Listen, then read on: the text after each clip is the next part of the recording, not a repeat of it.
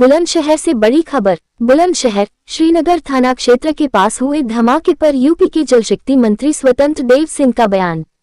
मोदी सरकार में एक भी आतंकी को बख्शा नहीं जाएगा, स्वतंत्र देव सिंह।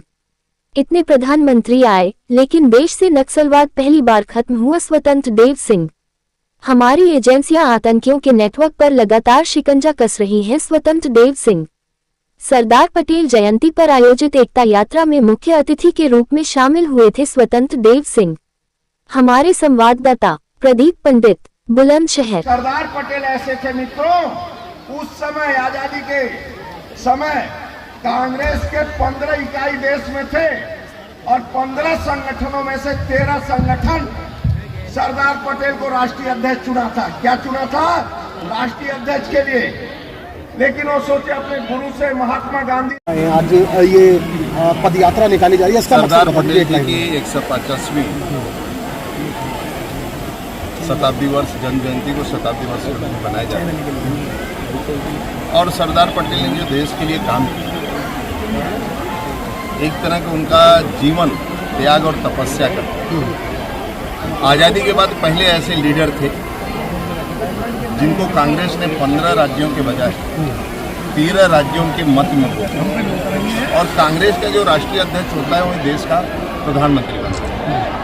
तो 13 उनके पक्ष में देने के बाद हम वोट जब वो महात्मा गांधी से पूछने जाते हैं तो महात्मा गांधी कहते हैं कि आप पर्चा वापस लें। और ऐसा व्यक्तित्व चाहता था, विद्रोह भी कर सकते थे, तब भी पूरा देश उनके साथ खड़ा था, कुछ भी कर सकते, लेकिन वो महात्मा गांधी से तर्क वितर्क नहीं किया।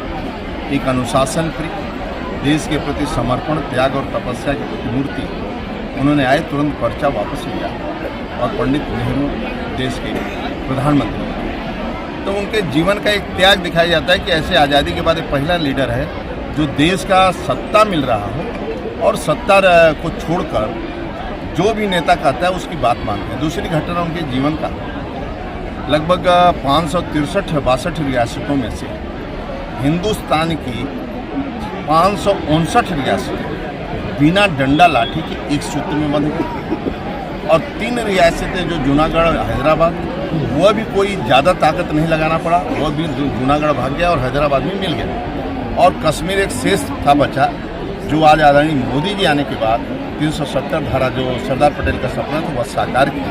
लेकिन राष्ट्र की एकता अखंडता की आज जो एक सूत्र में पूरा दुनिया देश हमारा बना हुआ है तो सरदार पटेल के कारण है और सरदार पटेल के। सर, आपने जम्मू कश्मीर की बात की है, मैं आपको यहाँ ये याद दिला दूँ कि दिल्ली के अंदर जो धमाका हुआ उसका दर्द लोग भूल नहीं पाए कि श्रीनगर से एक दर्दनाक खबर आ गई है। देखिए, कुल मिलाकर हम लोगों के विपक्ष में और देश के खिलाफ ऐसी बहुत सी गुमराह शक्तियाँ काम कर रही हैं, और आप निश्चिंत रहिए, आदरणीय मोदी जी के रहते हुए कोई भी दोषी बख्शा नहीं जाएगा, न छोड़ा जाएगा।